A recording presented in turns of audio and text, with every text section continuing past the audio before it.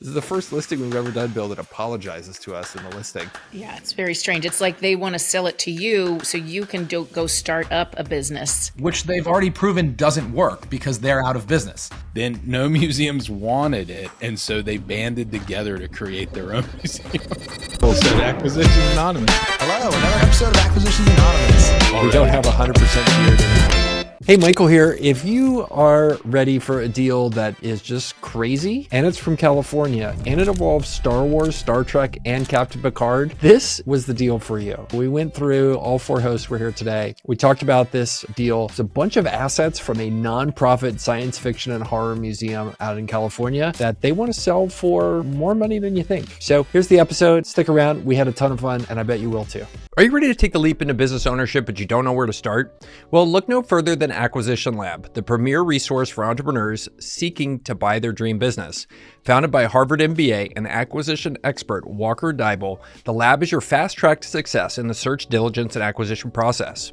With hands-on support, world-class resources, and a community of like-minded entrepreneurs, Acquisition Lab gives you the tools and confidence to navigate every step of the journey. And we're proud to call Walker and Chelsea, the lab's director, longtime friends of the podcast. They're passionate about helping entrepreneurs like you take the next big step. So don't wait to make your business ownership dream a reality. Visit acquisitionlab.com today to learn more and schedule your free consultation. And when you do, be sure to tell them the Acquisitions Anonymous podcast sent you. Well, the best way I can get you guys to stop talking about the last deal is to click record. So I'm never going to stop talking about the last deal until they tell me that somebody else has bought it. So how's everybody doing since I talked to you 35 seconds ago? Even better. I'm pumped after that last episode. How much better can this one be than the last one? I'm so excited. I think you're going to hate this one, but I think it'll be good. We're actually continuing, Discovery Channel has Shark Week. This week is Website Closers Week. Well, I thought you were going to say this week is Tampa, Florida week. Yeah, there was another deal that was like CBD honey that I had, and then I went back to look at it, and they've taken the listing down, so we couldn't do that one. But guess what? It was from Tampa, and it was relocatable. Of course. But this one is. Oh wait, this one is in Tampa, Florida. I thought it was in Hollywood. For what it's worth, I think Website Closers is in Tampa, and they list all of their businesses in Tampa for some reason. I've seen other brokers do that also. They list it in, like there's another one, Global Wired Advisors here in Charlotte, and they list all the businesses in Charlotte. So it trips all of my searches. I'm like, ooh, another e-commerce business in Charlotte. Like, no, they just have the Charlotte broker. Oh. So I do have a question, and maybe Heather can answer this. Is Tampa the weirdest major city in the United States? Maybe I think as a state, we're talking about the entire state of Florida, right? Yes. No, just Tampa, like the region. Like they do all this like dorky stuff, like they have pirate parades and stuff. Like I heard a comedian describe Tampa as a place where like people who wanted to be pirates as like a career, like they just settled there because they're like, yeah, that would be great. And so they've held on to that pirate ethos forever. Pirate ethos. Wow. That sounds fun. To a conference in Clearwater, Florida. And the Uber on the way in from the airport, I had to finally ask him, why are there so many Hooters here? And it was because it's the birthplace of Hooters. They were everywhere. It was like, of course it is. Every 2 blocks, it was another Hooters. I thought it was the strangest thing. So yeah, I mean, it's a little different when you get off the plane in Florida. You know you're somewhere different. That's a conversation stopper right there, Heather. Yeah, well, sorry, Florida. The floor on weird in Florida is quite high. Like right. The least weird city in Florida is the most weird city in any other state. Yeah, true. So you're basically saying Tampa is the Corpus Christi of Florida? That's basically what you're saying? Yes, having never been to Corpus Christi, I don't know. Is that the weirdest part of Texas? It's a very strange place. It's very strange. Isn't that where they shoot all the rockets off from, or no? No, that's further south. Further south. Okay. So down at the very southern tip of Texas is what's called the Rio Grande Valley. It's like the Edinburgh cities like Edinburgh, McAllen, Harlingen, and then Boca Chica is where the spaceport is. That's where SpaceX is, right? Boca Chica. Yeah. Well, speaking of space, there's an astronaut on this business listing. Yes. Let me read this one to you. This is on Biz Buy Sell from Website Closers. and it is a Hollywood science fiction museum with $7 million in assets, props, sets, and more. It says it's located in Tampa, Florida, but I don't think it's located in Tampa, Florida, per previous discussion. They have a picture of an astronaut and a bunch of people milling around in a museum-looking place. The asking price is $7.7 million, and it was established in 2012. They give us no input on whether they're making any money or doing any revenue. They tell us nothing. It's $7.7 million. The stuff is in worth 2012. $7. Take it or leave it. I love that. $7 million worth of assets. It's like, well, we paid $8,000 for this astronaut suit. I don't know what it's worth now, but $7 million sounds good for everything. Mm-hmm. Yeah, why the hell not? Okay. So they have 288,000 social media followers with highly sought after collectibles. Website Closers presents a great opportunity for an ambitious investor to take an advantage of an asset sale that contains scores of movie props and other memorabilia worth an estimated $7+ million. These items came from a recently defunct museum in California devoted to classic science fiction and horror movies. The museum's closing has released a virtual treasure trove of valuable cinematic memorabilia. The museum is offering additional assets with this sale. It has 6 website domains, an email database containing nearly 10,000 plus subscribers, and nearly 300,000 followers across 8 social media platforms.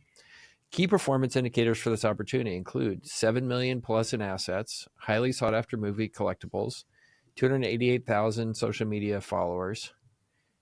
By the way, they just said 300,000 and now they just said 288,000. So that they're getting unfollows as I read this.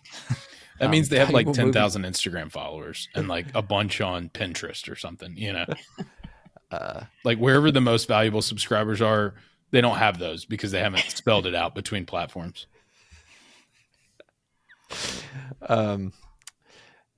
An investor has plenty of business opportunities with the purchase of these assets. With these sets, props, costumes, and other cinema items coming from beloved movie franchises such as Star Wars, Star Trek, and Lord of the Rings, the new owner has the opportunity to market these products to millions of collectors around the globe who often pay high amounts for items used in their favorite films. Items such as these have been top sellers on sites such as eBay or through online auctions.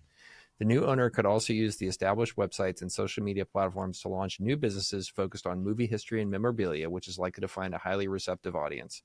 Please note that this asset sale includes all items as a complete package. We are not considering offers for individual assets or piecemeal sales. Thank you for your understanding. This is the first listing we've ever done, Bill, that apologizes to us in the listing. Okay. As far as I understand this, this is a defunct, out of business Hollywood memorabilia museum, right? With assets, memorabilia that they value at $7 million, $7.7 million, which they want you to pay at, full price, 100 cents on the dollar for. Why is this being sold by a business broker? Why is this not being sold at auction by Christie's or something? Mm-hmm. Yeah, it's very strange. It's like they want to sell it to you so you can go start up a business to sell. Which they've already proven doesn't work because they're out of business. Yeah. Yeah. Or they would have sold it. Exactly. Exactly. I would go to the website closers page because there is some more info. So it says it was a 501c3 based in LA and launched in 2012 by fans of Star Trek, with the simple goal of restoring the Star Trek Enterprise D-Bridge touring set. And they wanted to donate it to a museum. Then no museums wanted it. And so they banded together to create their own museum. Oh, sorry. I mean, this is interesting. It is interesting. So I know a guy who has the pistol of Han Solo's from Star Wars, and no joke, he paid $1 million for it. So there is something to say for, the kind of nostalgia trading value of some of these things. But the fact that they say the collectibles industry has, a TAM of 462 billion is completely irrelevant. What's interesting is it says the museum's organizers do not plan to renew their lease at their Santa Monica property, and they're looking to sell their massive list of props, costumes, and memorabilia. So I mean, this needs to be at auction, like by someone who specializes in Hollywood memorabilia, of which I'm confident there are many. Yes. Like there's a way better way to sell this stuff than hiring website closers, right? Yeah, this is very strange. The listing is very strange. And I apologize to Florida because this is a California strange thing. So I will own that. On the list of strange, there's Florida and then there's California. So yeah, this is very odd. I mean, so what do you do? Like, what do you actually do with this? I've got to think. They're a 501c3. Have you guys ever bought assets from a nonprofit? Can you? I mean, I assume. Yeah. You can. Then they've got to figure out what do we do with the proceeds. So like they obviously, banded together. They probably raised some money.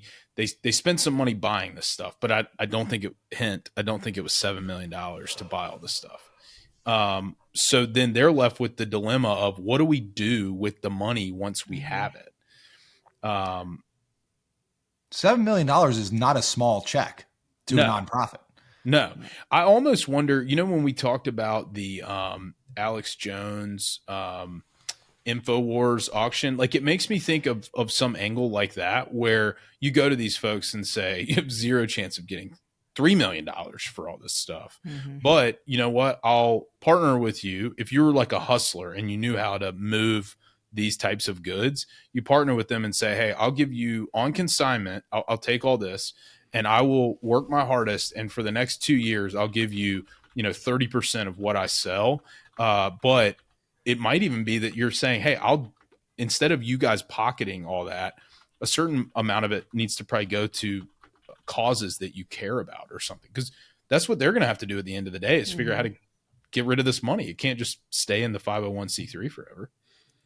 I mean, I wonder if they had a whole bunch of Star Wars fans that donated things to the 501c3, probably took a tax write-off, and then if they sell it for a gain, I mean, who knows if they're going to sell it for a gain, but let's say they do sell it for a gain, these super fans are going to be like, hey, like, pay me back. And the 501c3 cannot pay them back or it's income to them, right? Because they already wrote it off. I imagine this could get really weird between the stakeholders of the museum.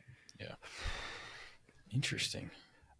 So they got started, by the way, with doing something that I would love to do personally. So the Star Trek Enterprise D bridge is what they started with to build this museum. That's the Captain Picard bridge. Oh. Like, how freaking cool would it be to have that be your office backdrop? Like, you're sitting there, like, at the little Data's chair where he was flying the thing, and that's your desk, and, like, people are with you on Zoom. You could rip off some killer podcasts from that studio. Yeah, that's worth at least $500 of the $7 million. I wonder. I mean, so they arguably probably had revenue, like ticket sales, or like people were walking in the museum. I don't know what the rules around, not to be confused with EBIT or EBITDA, but UBIT, unrelated business income. So if you're a nonprofit, if you're a tax exempt organization and you go start selling assets and doing things that are unrelated to your cause, there's tax associated with that. Mm-hmm. So I don't know exactly when you split the hairs on this, if this would be, exempt behavior or exempt, revenue or sales, but it could get kind of tricky for them. It would depend on their stated purpose, right? I mean, if their stated purpose were like to preserve these artifacts, it would probably be. I think so. I don't know. I mean, where I've interacted with it is churches before. Like if churches start to own assets and like generate rent, or they sublease part of their building, those activities are not always tax exempt. Mm-hmm. Interesting. That makes sense. So according to AI, each state has its own rules for what happens when a nonprofit dissolves. Mm-hmm. And most of them want you to take your gains or proceeds from the assets that you sell and give those to other nonprofits or the government itself.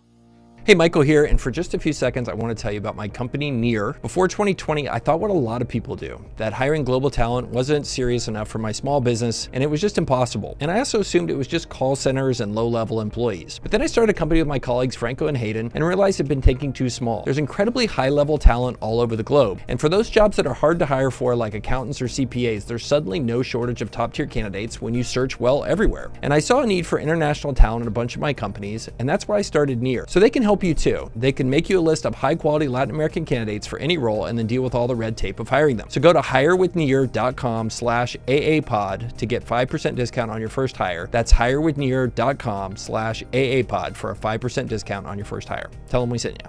California, of all the states, is probably the easiest to deal with on something like this. Mm-hmm. So was that a joke? I was like, really? Can't even build a house there. If you wanted to make money from doing this, besides just partnering with them to liquidate their assets, which, let's be real, none of us are better qualified to auction Hollywood assets than someone in Hollywood. Like, there is the right partner that they should partner with if they want to liquidate that stuff. This stuff. I think the realistic highest and best use of these assets is some sort of touring show, right? Like leasing a building in Santa Monica, not good enough. Like, pack it up, put it on a truck, set it up in a local warehouse, make it experiential. It's in town for 3 weeks and then it moves. Yeah. That's how you monetize this stuff. Like the traveling Star Trek experience. And you get all the Trekkies in each city and you're just going around the country. That's a good idea, Bill. Mm-hmm. That's how you make money with this. Not whatever they're doing now. My That being said, I don't think you can pay $7 million. No, exactly. That's what I was thinking. I was doing the math in my head, thinking the margins on that, and there's no way you could start out paying $7 million for the stuff. Yeah. So Heather, just for people who may not follow your math, how did you math that out? Well, we've got to spend money. We've got a crew, we've got vehicles, and we've got locations we've got to rent out all over the country. I guess I've looked at a business like this that did music festivals. That's what it reminds me of. It was a food concessionaire that went around the country, and that's all they did was sell a certain food product at music festivals. And it's a tough business. It's very expensive to move your entire business from place to place and hire new crews. And, you're never going to make enough money doing that to have, had to start out with $7 million in capital just for the stuff, not even the trucks and everything else, your working capital. So, maybe you could lease the the inventory or the stuff that you really like. Maybe you could come to an arrangement like that and make money that way. But to actually invest in owning all of this stuff first, too expensive. Yeah. The way I mathed it is, so let's say you pay $7 million for these assets. Let's assume they're not grossly overvalued, which they might be. But let's say you spend $7 million on these assets. In order to justify locking up your $7 million, you've got to earn a 20% yield on this, just to make it worth it. Mm-hmm. Which means that you've got to put up 1.4 million of EBITDA every year, which means you've probably got to do 5 million in sales, I would think, ballpark. By the time, to your point, Heather, you incur all your costs. You probably do 5 million in sales, which means you got to do $500,000 in sales per location, right? Because you probably get 10 spots throughout the year, unless you're really hustling. So I don't know what you charge. Maybe $50 to get in, Can you sell 10,000 tickets per city? This reminds me. I don't know. Seems a little steep. Yeah. This reminds me, here in San Antonio, we have like an aviation museum. That's like a similar type deal. It's a nonprofit deal. And it feels like, they told us who the museum is in the listing. So I broke our rule and pulled up their website. It's sci-fiworld.org. But it feels like this museum we have here in San Antonio, which is just like a random pile of uncoordinated stuff that is everything from old airplanes to people's World War II bomber jackets to some people brought in and donated some train sets, just random stuff that people were yeah, we'll add that to the museum. And it ends up being a fun thing to go to, not because of the exhibits here in San Antonio, but because the guys that work there are like these like characters. You go and kind of see them just like hanging around like random World War II bombers. But anyway, it's not a good business. It's there though, and it's entertaining. And this feels a lot like that. These guys do also have a hall of robots. Ooh. We can see Iron Man and R2-D2 and all this kind of stuff. Okay, that is cool. That is pretty neat. It's probably not the real R2-D2, right? Like it. I mean, maybe. I mean, they got $7 million of assets. It might be. I mean, this is pretty neat. They've got like tubes with each backlit tubes with like an Iron Man suit, R2-D2, C-3PO, a whole bunch of other famous movie robots. It's pretty cool. So why hasn't Disney, like the technology is here now with LLMs and autonomy. Why aren't they selling like an R2-D2 that hangs out at your house for $50,000? Like people would buy that. You could totally do it now. I mean, they have toys, of course, right? No, like I'm talking like R2-D2, like C3. You could program a C3PO with an LLM now to like walk around your house. People would just talk to you and quote lines and be C3PO in your house. I mean, he's a translator droid. He could totally do it. Like, and be scared of things. You should buy these assets, Michael, and transfer and start selling them. Turn them in. I mean, that's a cool business idea, Bill. I'll put that on the list. Yeah. I don't think, to Heather's point, you can pay $7 million for this. I think if your two paths here are liquidate it with a Hollywood auctioneer and get what you get. Pennies on the dollar. Pennies on the dollar. Probably, or, maybe it's probably your classic, 80-20. I bet 20% of the memorabilia is 80% of the value. Mm-hmm. And then the rest of it goes in the garbage.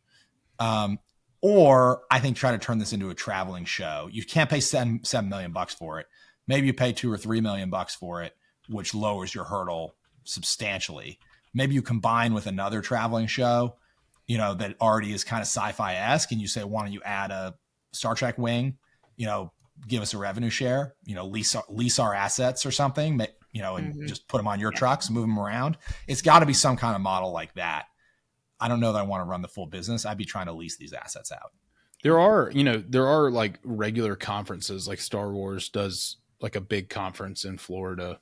Celebration is what they call it, but it's like 80,000 people come. Like you could go to the Star Trek version, the Star Wars version, the Lord of the Rings, and say, hey, we have 9 really cool things from these films, and pay us to come bring them there and set them up. Bill, I think there is a little bit of a precedent for what you're talking about. I one time brought my kids to Charlotte for like a huge dinosaur exhibit at Discovery Place. Yes. And I mean, I don't remember how much, but it was way more expensive than I thought it should be for us to just walk around the park and look at like big fake dinosaurs. But my kids loved it. Yeah. Natalie and I just went to a virtual reality /art thing here about space, about the International Space Station and, the history of space exploration in the United States and astronauts. And it was really cool. And they had a bar there. We got drinks and like appetizers. There was a virtual reality thing where it's like you were in the space station. There were all these interviews with the people from the International Space Station. Like, it was awesome. I think we paid $50 a pop. Yeah. Like, you got to turn it into plus drinks. You got to turn this into immersive, experiential. Yes. And then your TAM is, it's not just people who are traveling to Santa Monica who are interested in this thing. It's, everybody in Atlanta and Charlotte and Dallas, you go on the road. You got to be on the road. Got to. And selling alcohol. It all comes down to booze. Everything is just an excuse to sell alcohol. It's really interesting that so much of high retail and restaurant rents are basically in New York City because of how much people drink there. Like if you talk to young people, either of you live in New York City, or any of you live in New York City as a young person? Nope. Like I missed that train. I should have. I've had employees live there in their 20s, and they just describe it as being like the unhealthiest place on the planet because there's nothing to do except go out and drink. So everybody just drinks a lot. And stay up super late. When I was young, every time I would go there, I'd be up till 4 a.m. because all the bars stay open. Yeah. Crazy. It was fun if you're 25. Good times. I miss being young. Yes. All right. This is cool. This is cool. It's totally different. I think you'd have to get creative here. I would wonder if there's a path to leasing these assets to someone else who knows how to go on the road, and you can turn it into, I got, a couple $1,000,000 in it, and I get a 12% yield on the lease payment every year, and that's the business, not actually operating trucks. Yeah, I think this all comes down to, is the stuff they have actually remarkable enough to be in a museum? Like, do people actually care? At least a few of the things, like the bridge and stuff like that, it kind of looks cool, but you would need an appraiser. Like that's the whole thing here. Yeah, I mean, I think the other thing they're probably navigating as well is when people donated this stuff, they assigned a value to it, and they're like, "Oh yeah, that Enterprise D bridge is worth $1 million." And it's like, okay, well, find somebody that wants to pay $1 million for it, but they deducted $1 million off their taxes. So there's some Michael, stuff. That's so smart. You're right. That's exactly how they got to 7.7 million. It's the aggregate of the write-offs that all these geeks assigned to it when they donated it to the museum. That's definitely it. Correct. Well, it's also what rich people do with art donations to museums. When you're like, hey, this Picasso is worth 43 million. I had it appraised. I'm going to use that to deduct against my stuff. How much did you pay for it? Well, I happened to pay $1 million for it 6 years ago, but the appraiser says it's worth 43 now. That's how it works. And we'll use the appraisal from my friend who just sold something else very similar for $41 million. And they also donated theirs. That's right. The other thing the hyper rich use art for is to circumvent currency controls, right? Like I buy a $50 million Picasso and then I just ship it to Paris and nobody notices. And then I sell it for 40 million under the table. And suddenly I've laundered my money. So yes, good for money laundering. It's perfect. You know too much, Michael. Yeah. It's funny because I don't know if it was like conspiracy theory Gridley Friday, but like there were like 2 or 3 things where I was like, oh, I should totally talk about this thing going on. I was like, I'll save that story for a future time. You gotta spread them out. One of them, all right, I can't help myself now. I don't know if you guys have seen this, but there are people who've started to put normal content onto pornography sites. Haven't seen it. No. So like, you mean like just regular YouTube videos? Yeah, it's like I'm going to teach math or whatever. They're just using it as a platform for something else. Because I did see something like that. It was, I did see this. Yeah. Because the reason is because the CPMs on Pornhub and places like that are enormously high compared to other platforms. So they pay their creators more. So people are like, yeah, I'm going to put these algebra lectures on Pornhub because my CPMs are much higher. Wait, it pays better? I would expect it would pay worse because there's not as many advertisers that want to advertise against that content. No, people, they're advertising adult content and things that you can't advertise on other places. So those advertisers pay up. Interesting. So, okay, so that I was wrong. So CPMs are higher. So they're making more on X-rated websites per 1,000 visits. So they can revenue shared with the creators a higher amount than YouTube can. Yep. Wow. Crazy. So as long as you're okay with your math lessons having adult ads against them, you make more money. There you go. So anyway, there was one I was like, I'm not going to bring this one up today, but I can't help it. So I brought it. It's really, as long as you're okay, your Aunt Millie was already pretty skeptical when you told her you were an online influencer and math teacher. Now you have to tell her that all of your videos are on Pornhub. She's going to be very skeptical. 1,000,000%. 1,000,000%. All right. On that note, let's wrap this one up. This is perhaps the weirdest episode we've done, and I apologize in advance for anybody listening to it. So, thanks not in advance. I'm so sorry for what we've just put you through. Michael's going to record the intro and say the same thing. People walk up to me, and by the way, I had the first person walk up to me the other day and go, "You're Gridley. I follow you on LinkedIn." So when he said that, I was like, "Oh God, I'm such a loser." Can I tell you one? I was at a conference and there was an empty seat, and I was trying to be quiet, and I said, "Can I sit here?" And the person before they even looked at me said, "Heather," and they looked at me, and I didn't know them. They go, "Oh, sorry, it's from the podcast." Wow, yeah. I know your voice. I've heard it so many times. It was really funny. Yeah, so before they even turned their head, they identified. Yeah, voice. And then I thought it was going to be somebody I knew, and it wasn't. So it was awesome. It was pretty funny. Yeah, it's very like. It surprises you if you're not used to it. People will be like, "Are you Bill D'Alessandro?" And I'll be like, "Are you gonna kill me? Like what? Like why?" What did I do? You know? It's very scary, but I mean, it's nice. I'm glad you can still keep coming up to me. I do think it's cool. It just surprises me sometimes. My normal response is they say, "Oh, I follow you on Twitter, or I follow you on LinkedIn or YouTube or whatever," and I go, "I'm so sorry." That's what I do. I apologize. I'm so sorry. I'll do better. I'll try harder next time. And what I say is, I'm so sorry for Michael. I'm so sorry. On that note, we'll wrap up this episode. Thanks everybody for being here, and tell a friend about the show, and we'll see you next week.